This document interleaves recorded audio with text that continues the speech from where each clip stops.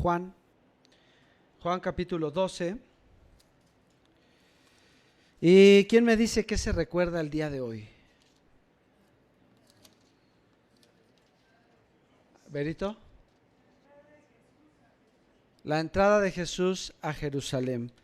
Esta semana, hermanos, si usted le dice, se acerca Semana Santa, ¿qué le viene a la mente? Vacaciones, pescado, la procesión de Iztapalapa. Relacionamos la Semana Santa con muchas cosas, pero quizá menos con la más importante. En esta semana recordamos el hecho más importante que ha ocurrido en la vida de la historia del hombre. Cristo resucitó, Cristo se entregó en una cruz conforme a todo lo que había sido profetizado. Y por eso que ocurrió hace 2000 años, hoy tú y yo estamos aquí. Y hoy mi matrimonio está restaurado, y hoy mis hijos están recibiendo bendición, y todo aquel que se quiera acercar, hermano, puede entrar a la presencia de Dios. ¿No le da gloria a Dios por esto? Entonces es una semana de celebrar. ¿Se enojará Dios porque descanse estas vacaciones? No, pero no te olvides de lo más importante. Hoy, y lo decía bien nuestra hermana Berito, entra Jesús a Jerusalén para la acción más grande de amor. Juan 3:16 dice, de tal manera amó Dios al mundo que ¿qué? Que entregó a su Hijo unigénito, que en él crea, no se pierda, mas tenga vida eterna. ¿A quién entregó Dios? ¿En dónde lo entregó? En la cruz. Ahí lo entregó. Ahí culmina la obra de Cristo para que tú y yo tengamos salvación. Y toda esta historia comienza un domingo antes de la crucifixión. Por eso se recuerda este domingo de una manera muy especial. Y vámonos a Juan 12, vamos a leer una parte. Vamos a sacar 3 cosas importantes que vamos a aprender de esta entrada triunfal a Jerusalén. Acompáñame con su vista a Juan 12, versículo 12. ¿Ya lo tenemos? Amén. Muy bien, no se me distraiga. ¿Alguien podría, por favor, facilitarme tantita agüita o jugo? Es que ya siento la garganta súper pesadita. Gracias. Perdón.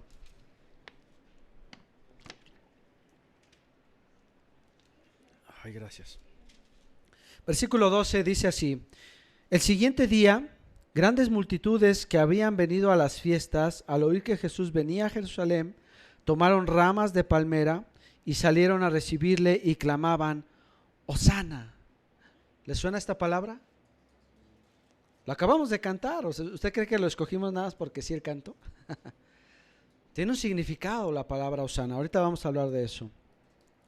Hosana, bendito el que viene en el nombre del Señor, el Rey de Israel. Y halló Jesús un asnillo y montó sobre él, como está escrito, no temas, hija de Sión, he aquí tu rey viene montado sobre un pollino de asna.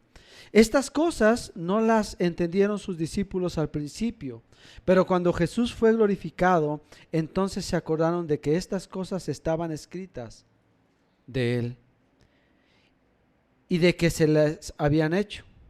Y daba testimonio a la gente que estaba con él cuando llamó a Lázaro del sepulcro y le resucitó de los muertos, por lo cual también habían venido la gente a recibirle, porque había oído que él había hecho esta señal. Pero los fariseos dijeron entre sí, ya veis que no conseguís nada, mirad, el mundo se va tras él. Quiero de manera muy breve y rápida recordar 3 puntos importantes. Hay muchas cosas que me gustaría abordar de este pasaje, pero no lo voy a poder hacer. Pero sí hay 3 que me gustaría recordar. Número 1, la ironía de la festividad. La ironía de la festividad. ¿Se acuerda que al principio en el versículo 12 decía que grandes multitudes habían venido a la fiesta? ¿A la fiesta de quién? ¿Quién cumplió años o qué? No, ¿qué se acercaba? La Pascua. ¿Qué se celebra en la Pascua? La liberación, la salida del pueblo de Egipto. Para ellos era una festividad de que eran libres. Recordar que por 420 años el pueblo de Israel estuvo preso, cautivo, viviendo como esclavos en Egipto, y un día con mano poderosa Dios llegó, envió a su siervo Moisés y los liberó de la esclavitud. Y esto fue una fiesta solemne, la más importante. Pero yo quiero preguntarles, hermanos, ¿en qué contexto estaba en este momento el pueblo? ¿Realmente eran libres? ¿Cómo estaban? Estaban sometidos bajo el imperio romano como esclavos. Y a veces, hermanos, usted y yo podemos venir a la iglesia, levantar nuestras manos y decir, Hosana, Hosana, y ser esclavos todavía. ¿Hoy de qué eres esclavo? ¿Sabes que Cristo ya te hizo libre? Y la esclavitud es una decisión que hoy tú tomas. Yo puedo vivir con mis rencores, yo puedo seguir viviendo con mis frustraciones, con mis negaciones, con mi mala actitud. Es una decisión que yo tomo cada día. Hoy tú puedes salir de este lugar escuchando que Cristo te ha hecho libre. Y tú puedes salir y regresar a tu hogar y seguir siendo esclavo. Seguir enojado con el vecino, con la vecina, con tu esposo, con tu esposa. Seguir esclavo de tus sentimientos, esclavo de tu emocionalismo, esclavo de tus afanes. Es que no, yo necesito más dinero, es que yo quiero otro carro, y quieres más y más. Esa es decisión tuya, porque Cristo ya te hizo libre. Y la palabra de Dios dice que junto con Jesús nos ha sido dada toda bendición. Todo lo que tú necesitas, Dios ya lo dio. Solo necesitas entregar ahora tu vida.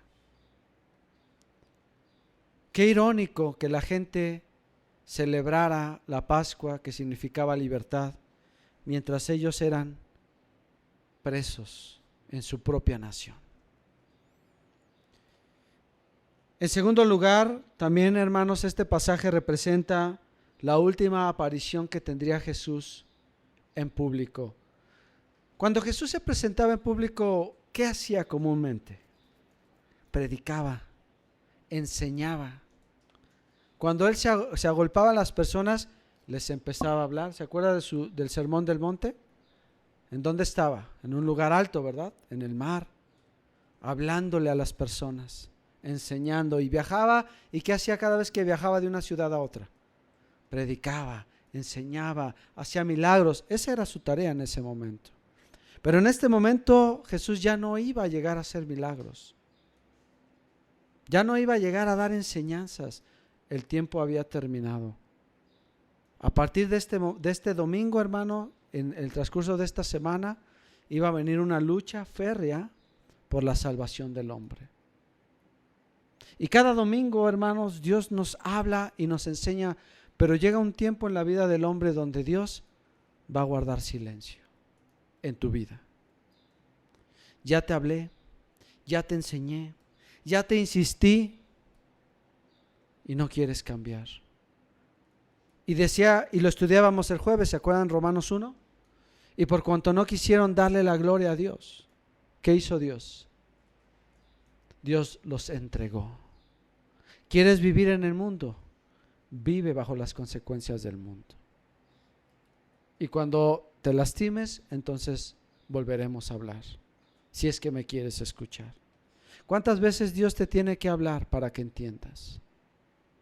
Para que escuches su voz. Se terminó el tiempo de la enseñanza para el pueblo judío. Una señal ocurre bien importante. ¿Qué señal fue la que disparó todo esto que pasó? Él entra encima de un burrito, un pollito, ¿no? Un pollino. ¿Cómo le dice? Un asnillo, ¿no? Él entra. ¿Por qué hizo Jesús esto? ¿Por qué no entró en un caballo, no? En pura sangre, algo así. Pues porque le empezaron a gritar rey. Y uno diría, pues se están burlando, ¿no? No. Esto tiene que ver con una promesa que tenía el pueblo de Israel. ¿Dónde encuentra esta promesa? Zacarías 9:9. ¿Quién la busca? Zacarías 9:9. Zacarías 9:9.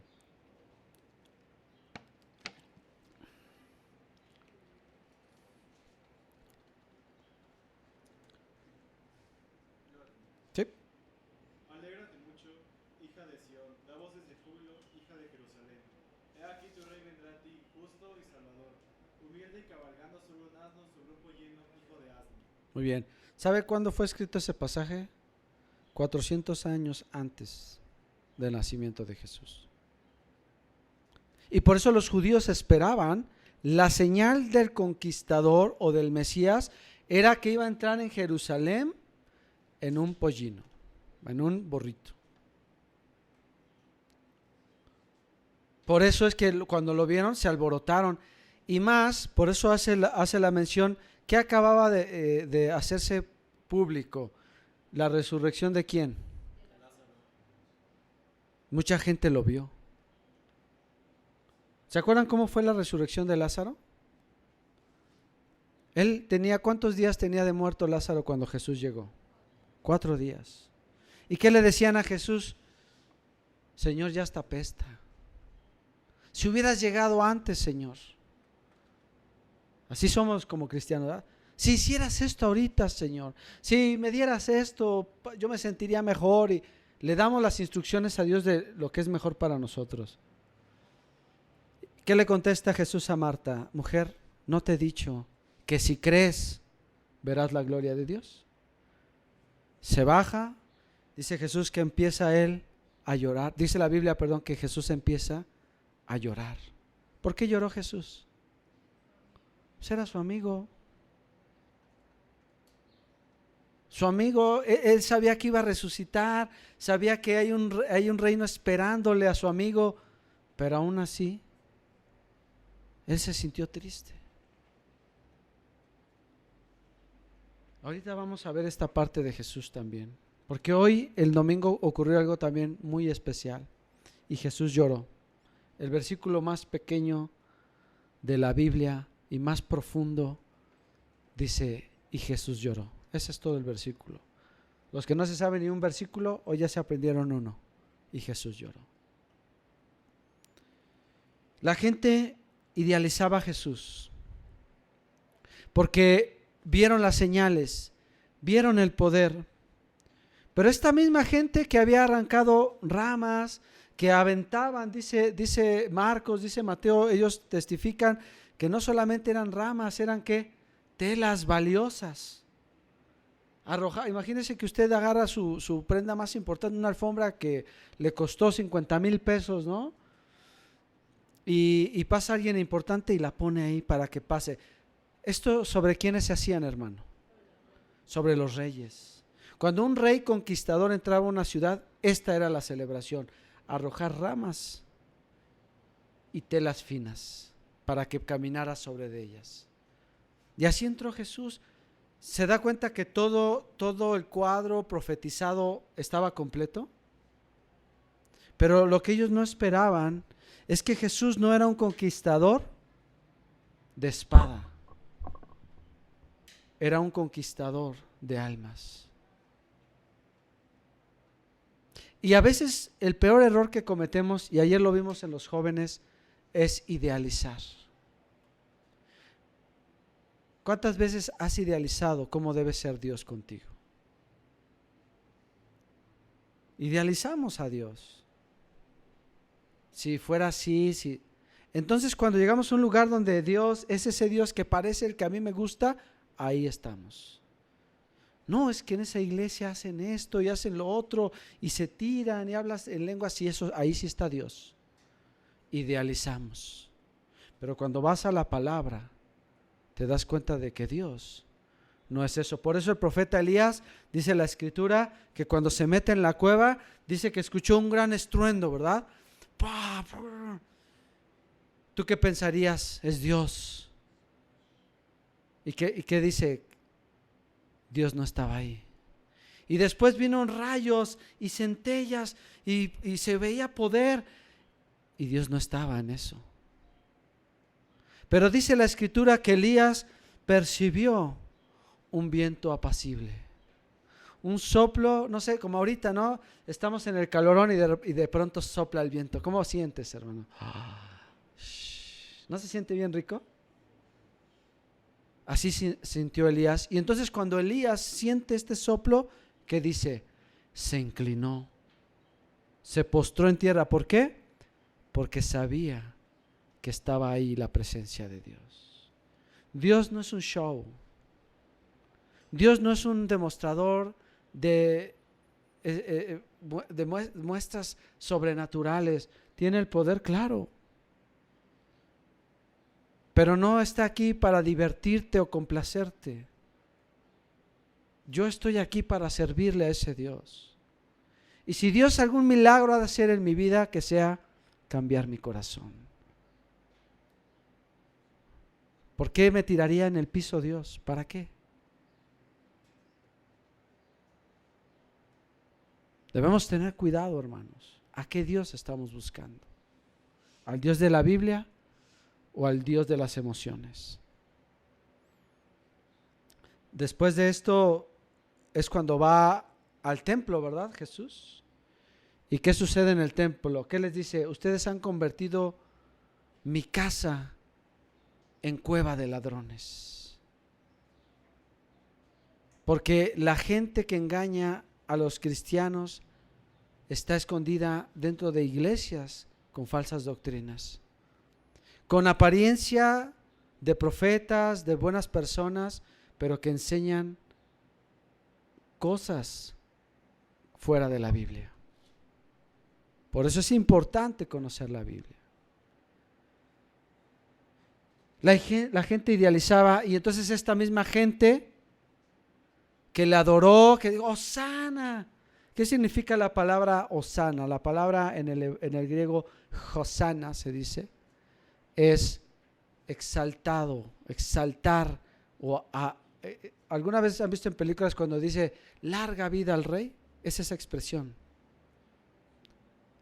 Vida larga, larga vida al rey.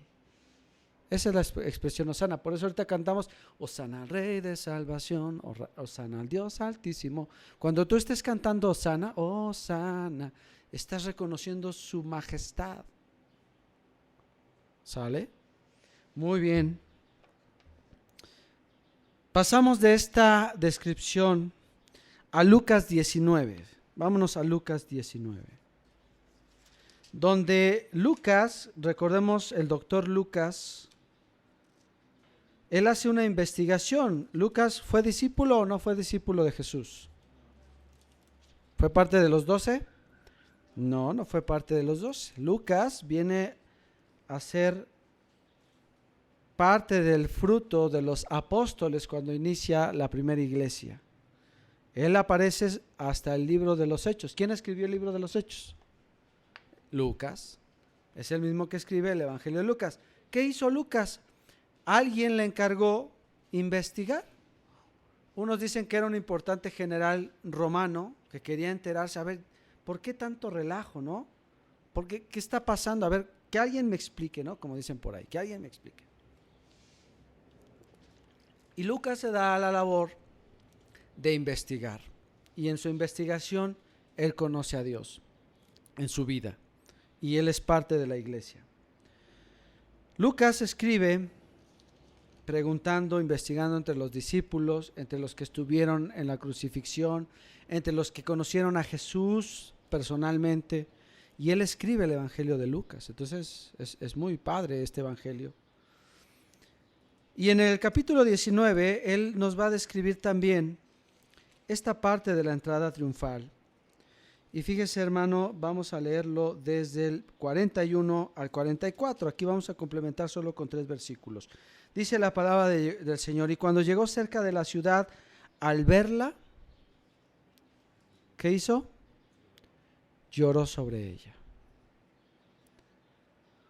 Un día como hoy, mientras la gente celebraba, ¡ah, llegó la victoria!, Jesús estaba triste. ¿Por qué estaba triste? Por lo mismo que probablemente hoy se pueda sentir triste. versículo 42, diciendo: oh, si también tú conocieses, a lo menos en este tu día, lo que es para tu paz, mas ahora está encubierto de tus ojos. Porque vendrán días sobre ti cuando tus enemigos te rodearán con vallado y te sitiarán y por todas partes te estrecharán. Y te derribarán a tierra y a tus hijos dentro de ti, y no dejarán en ti piedra sobre piedra, por cuanto no conociste el tiempo de tu visitación. Bueno, voy a sacar dos cosas solamente aquí. La profundidad de la tristeza de Jesús venía a causa de la condición espiritual de su pueblo.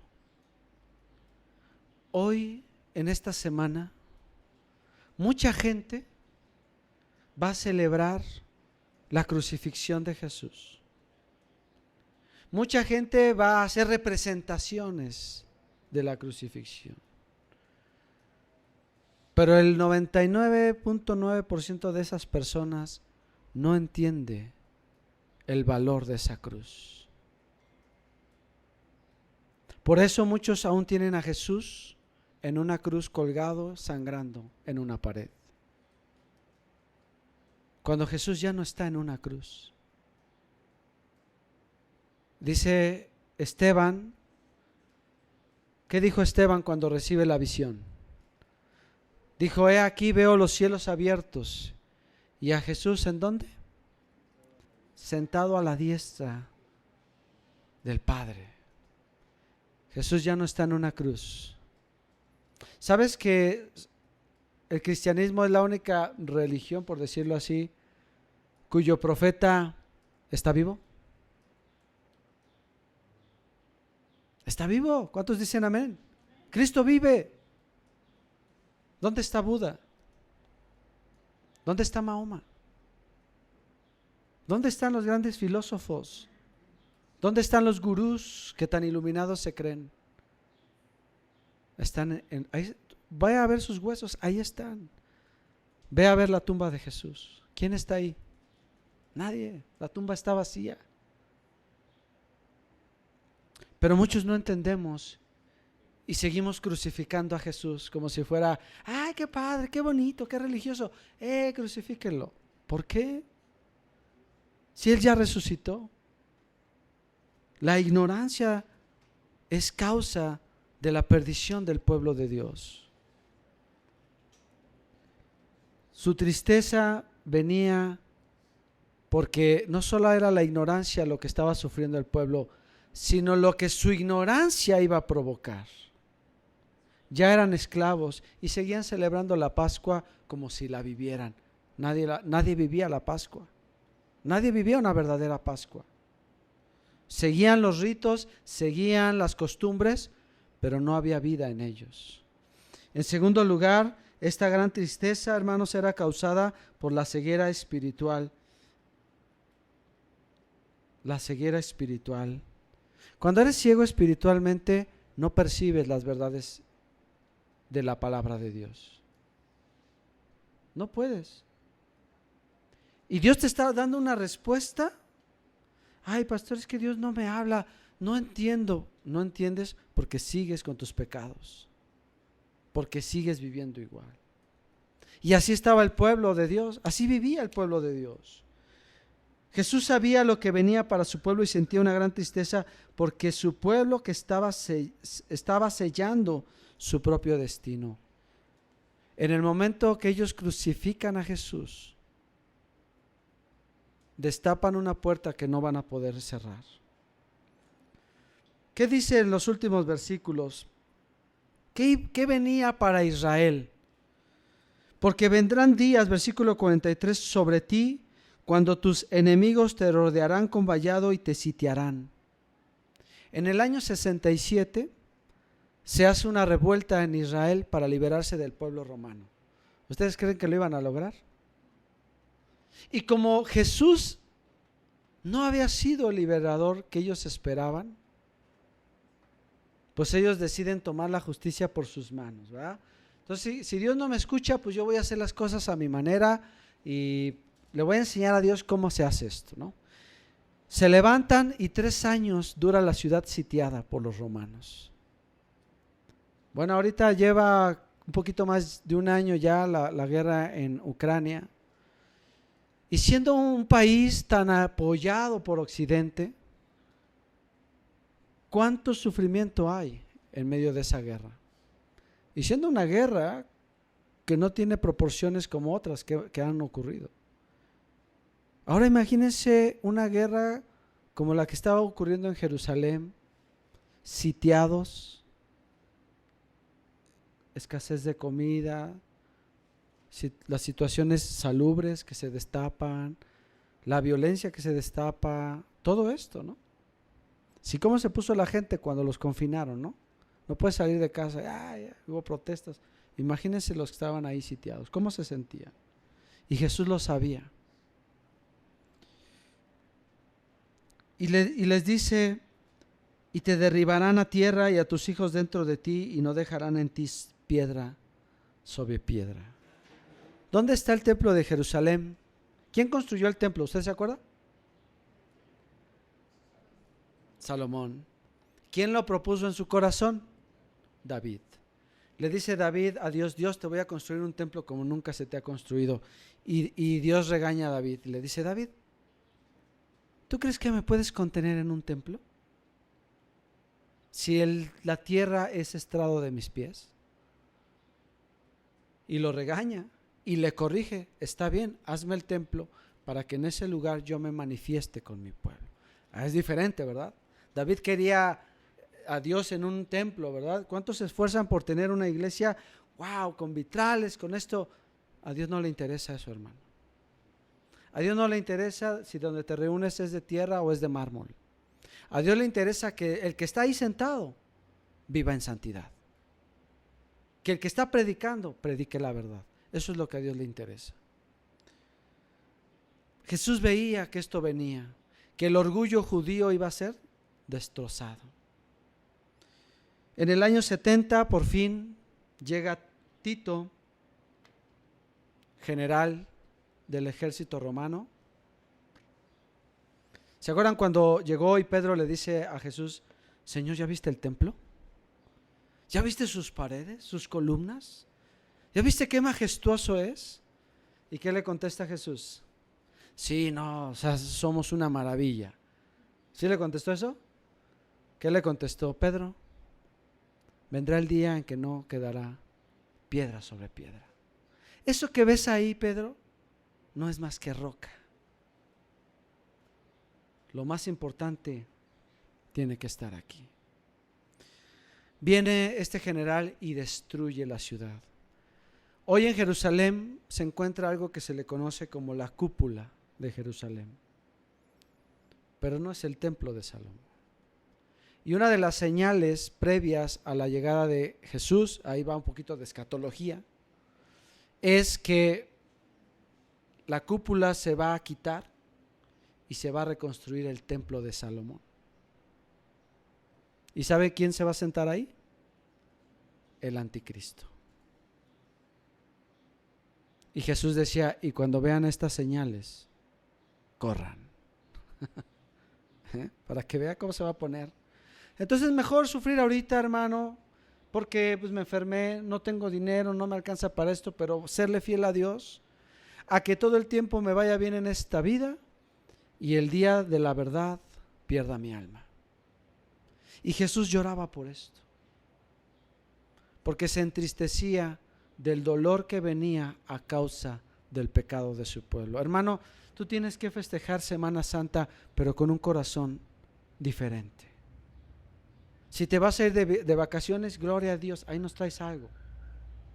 Pero no te olvides, ahí si vas a estar en la playa o si vas a estar en una alberquita, decía mi abuelita, bueno, una alberquita aquí en Chapultepec, ni modo, Acapulco en la azotea, gloria a Dios. Pero ahí donde estés, sea un hotel de lujo, sea en tu casa, no te olvides de que Jesús vino a morir por ti.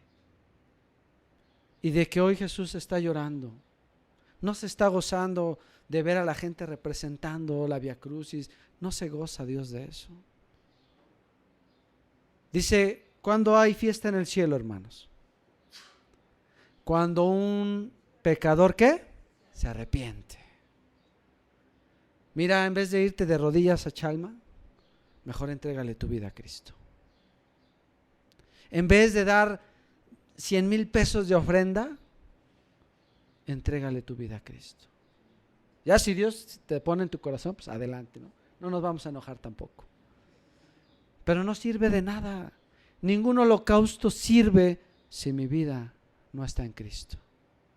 Por eso hay veces, no, que